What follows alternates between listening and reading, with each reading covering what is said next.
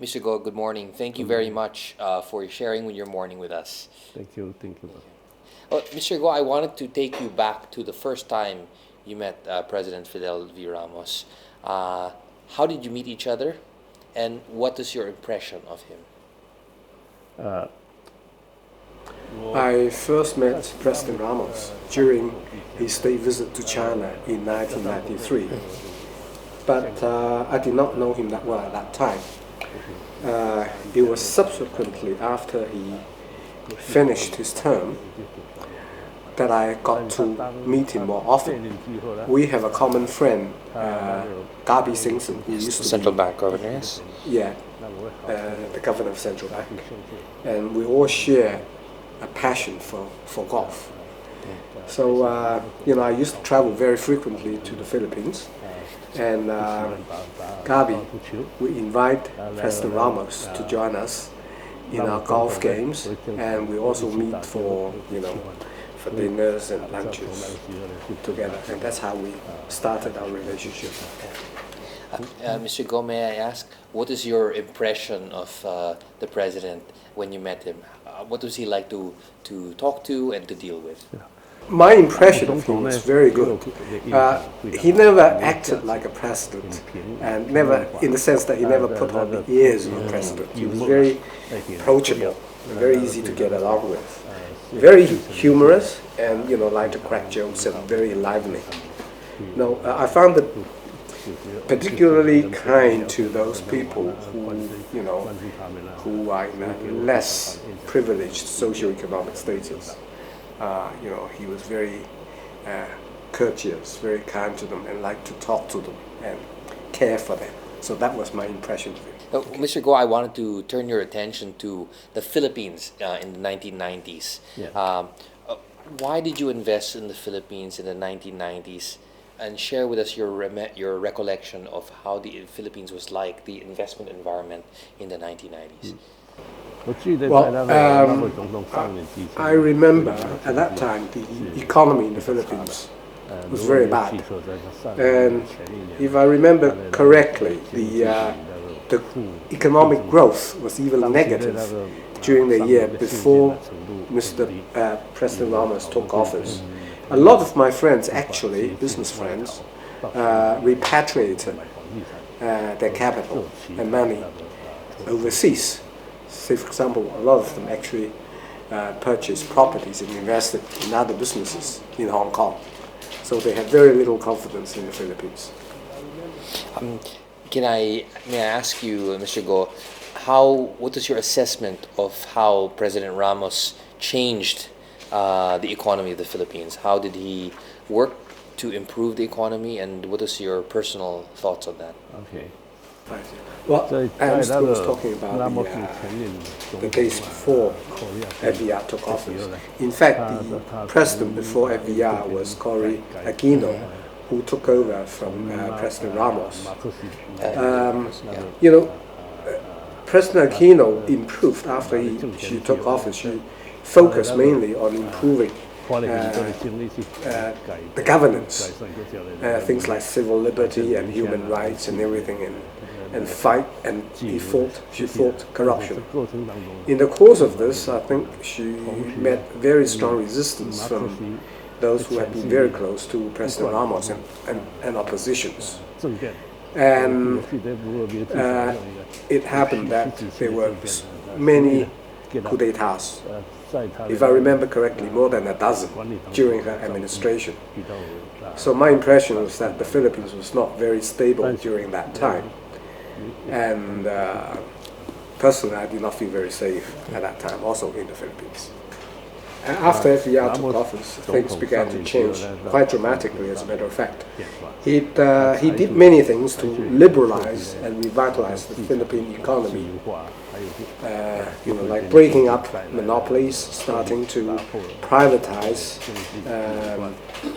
government assets, and lifting foreign exchange controls. The Philippine economy, in my impression, quickly recovered after he took office and regained its glory. personally, I found the period under Ramos administration one of the golden periods in the history of the Philippines. I was at that time doing a lot of trading in commodities, and the economy was such that I found it, appropriate to expand my trading, particularly in commodities like coconut oil export from the Philippines, cement export from the Philippines, and also importation of coal into the Philippines. At that time, towards probably the end of his term, I was talking to a lot of my Filipino friends and also foreign friends and investors.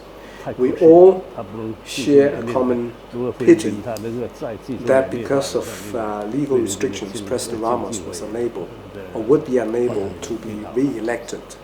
We felt it would have done the country a lot of good if he were allowed to be re-elected as the president, and I believe that the country would have, in my personal opinion, he's the most competent and capable president ever since President Marcos.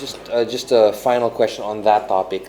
What was the main reason you think you wanted to invest more in the Philippines under a Ramos administration? What gave you confidence about investing?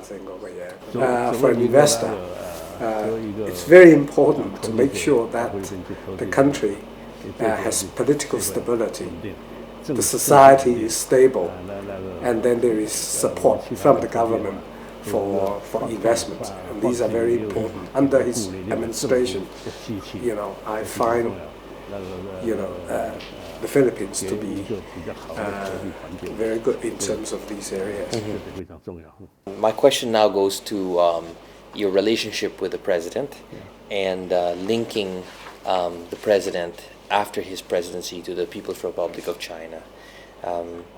How important was it to keep that relationship strong and establish that connection between the President FVR and the People's Republic of China after his presidency? FVR was a great statesman. He was held in very high regard internationally, and particularly in Asia. He has this personal charisma and charm, and also he has very practical approaches to international and Asian affairs. That's why the Chinese leadership also liked him very much. China find it very important to maintain friendly and peaceful relationship with Southeast Asia countries and other neighbors. Because this is very important for regional stability and economic prosperity in the region. When FVR first initiated the proposal and efforts to promote regional economic integration through this Boao Forum in 1998, this became this made very good sense to China, and they supported the idea. And naturally, they found him the most suitable voice for the forum. I remember one time I went with President Ramos to Shenzhen, China, across the border, and one of the vice chairmen of the People's Consultative Congress, Chen Jinhua, is one of the Chinese leaders, hosted a dinner for President Ramos.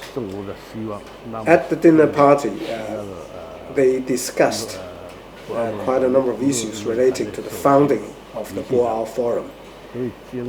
I remember, Mr. Chen Jinhua expressed a strong wish on behalf of the Chinese government for FVR to be the founding chairman of the forum. As a result of that dinner, I was also privileged enough to become involved in Boao Forum unofficially to facilitate as a business facilitator. in the initial years. From then on, after the founding of the WAI Forum, I accompanied President Ramos on every trip he made to attend the forum, and every annual meeting, until such time he stepped down as the first chairman of WAI. And I did this together with him, not only because I have strong respect and personal relationship with FVR, but also I share his vision for the benefits of regional economic integration.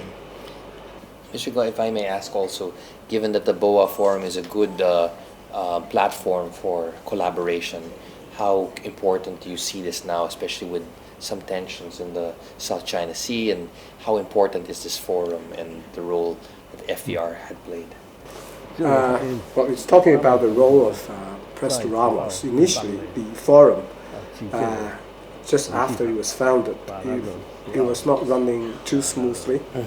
After a few years of efforts from FVR and other people, it went on a very smooth path after that. When he was the founding chairman of WAI Forum, he was held in very high regard by the leaders of other countries. All of them, show respect for him, and he was in a position, in fact, through his influence and his relationship with the leaders of other countries, to be in a position to influence and coordinate among the different countries to ensure that all the countries concerned make efforts to achieve regional stability. As a platform for exchange and sharing of visions and goals among the countries that are concerned, that is very conducive to the economic development and prosperity of those countries.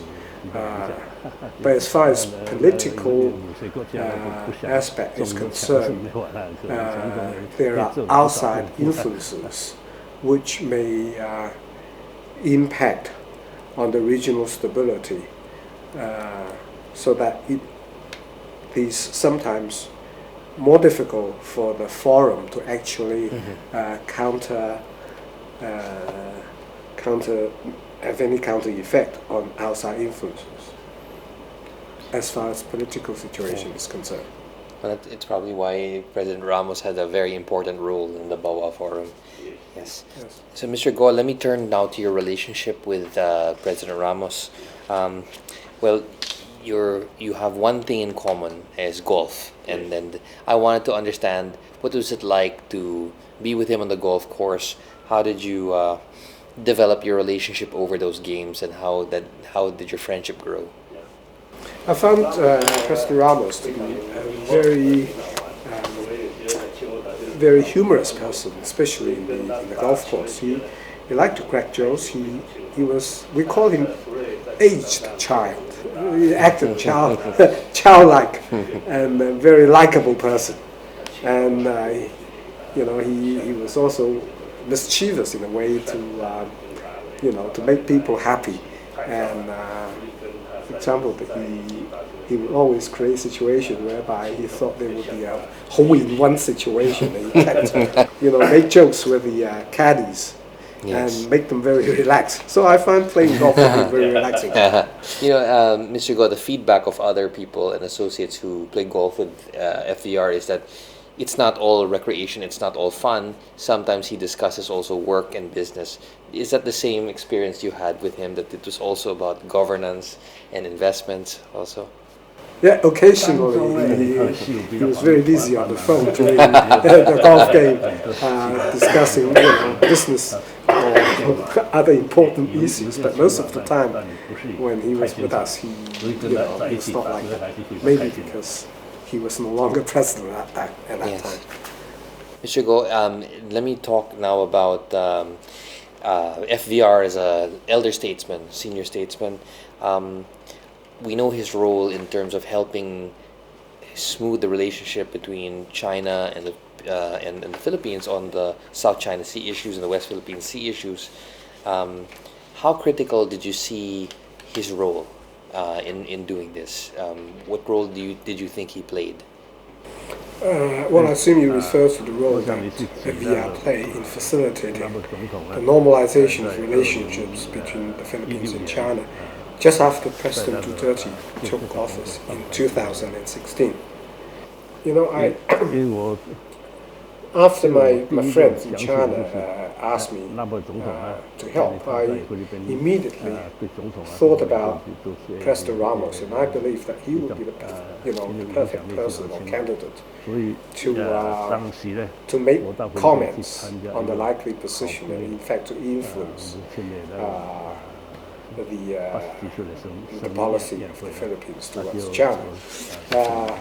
It so happened that I was then in the Philippines attending the birthday party of the mother of a very good friend of me. And when I visited the Philippines, if I had time, I would always